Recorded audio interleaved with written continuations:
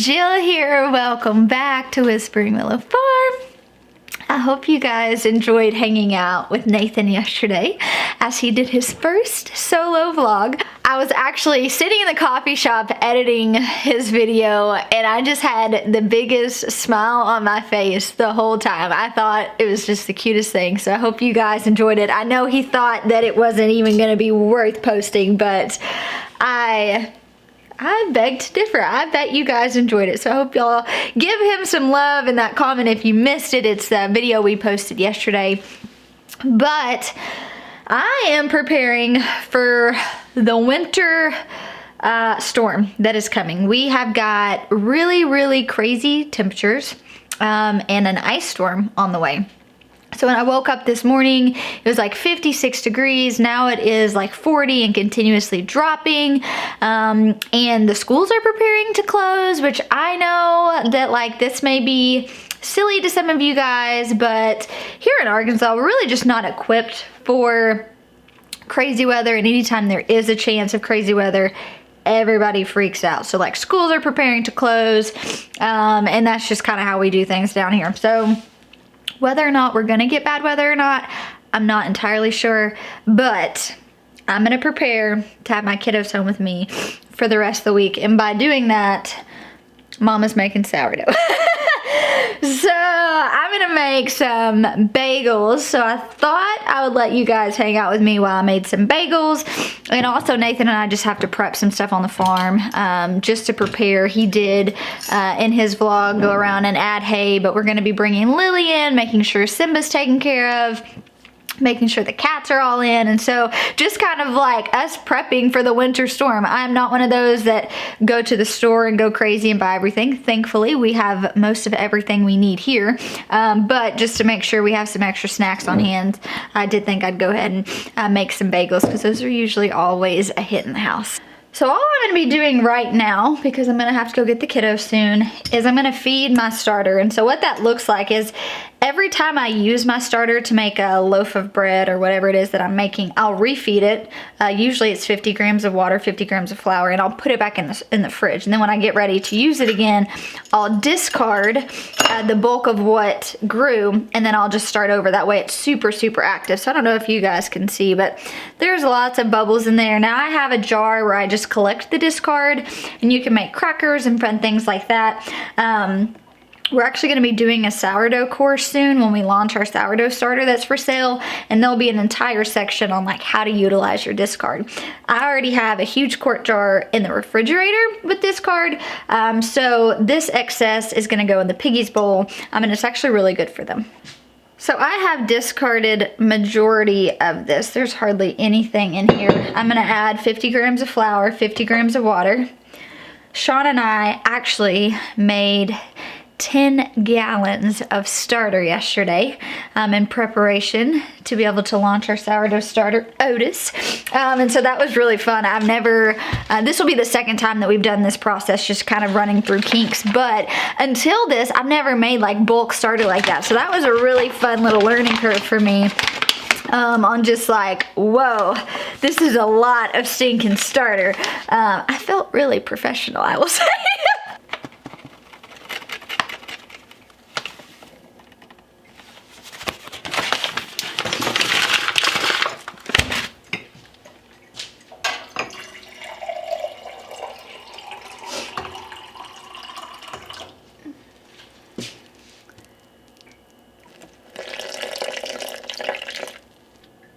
A little over, that's okay.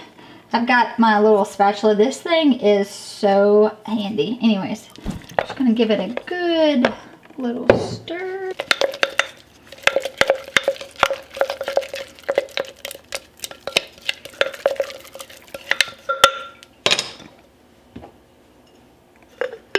All right.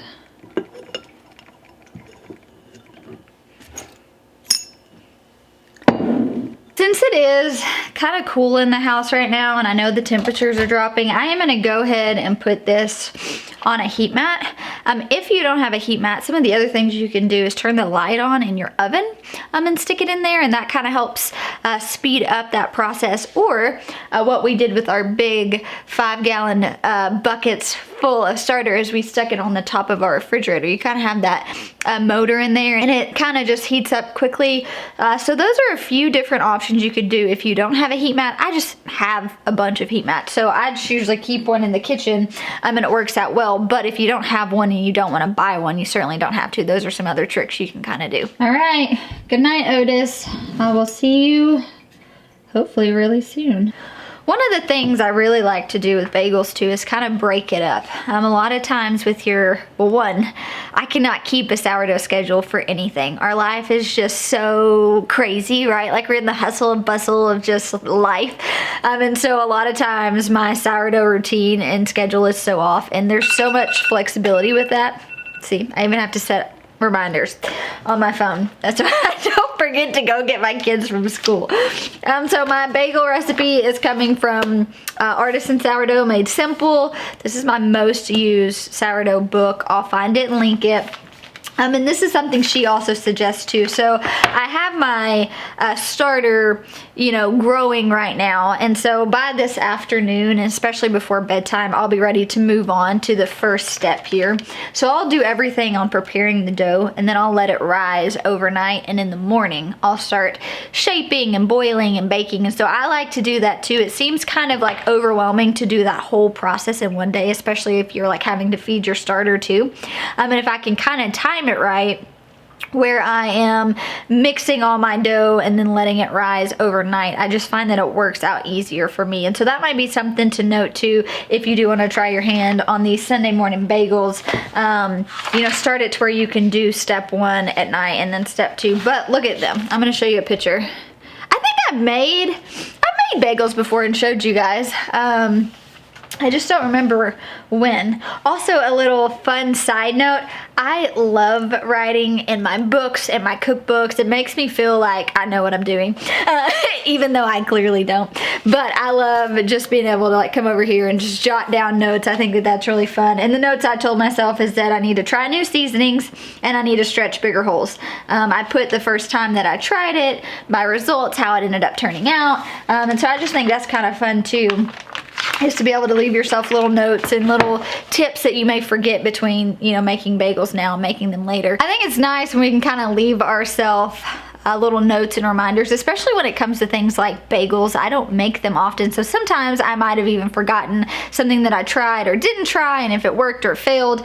And so I just think it's fun to kind of write notes. I even have too that if I started at 3 p.m., it can bulk ferment from 4 to 9, then it can finish fermenting overnight in the fridge, and then I can shape and bake in the morning. So I kind of wrote out a schedule here on my cookbook on what works best. And so that would be about right. It's early afternoon right now, so within a few hours my starter should have risen enough to where I can use it, and hopefully by around 3 or 4 I could go ahead and start that process. So fingers crossed. Oh, where'd your head go? There you go. Cut your head off there. All right, guys. Nathan's cooking dinner. What you cooking? Homemade chicken noodle soup. Mama is not feeling very well. It just hit me. I started this vlog earlier, and I don't know, it just kind of hit me quickly. I'm starting to feel a little crummy. All right, so when I talked to them earlier, I told them that the winter storm was brewing, and I had to go get kiddos. From the time I started this vlog to when I went to get kids, they'd already canceled school. It's literally 40 degrees outside and they've canceled school. Do you know what the temperature is now? It was 37 when we pulled in. So still dropping tremendously. Yep. Kind of crazy to me though. Oh look, the dog and the cat are at a standoff. We have Lillian and Peter and our little cat, and they're standing off right now. So Nathan's making me some chicken noodle soup. What else are we doing to prepare for this storm? Well, we got the generator out. I've got an extra set of string lights in case we lose power. I'll be able to plug the string lights in.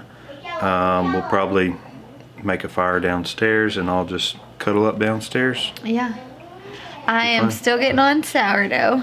So my starter has been activating. I'm gonna make bagels since everybody's got virtual school tomorrow. Nathan's gonna make a big breakfast, but we're gonna have bagels too.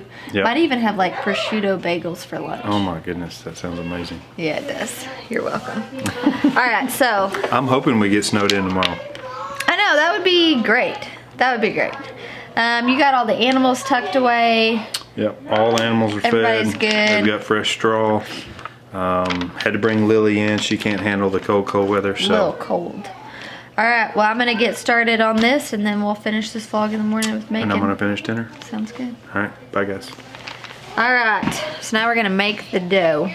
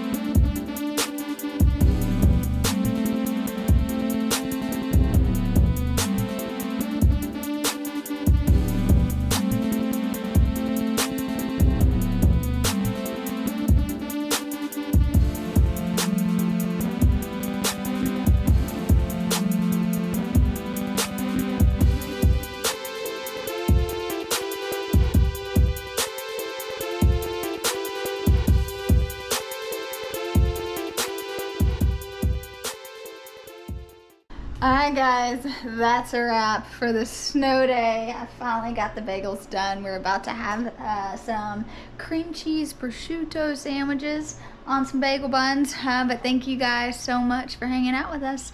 I'll talk to you soon.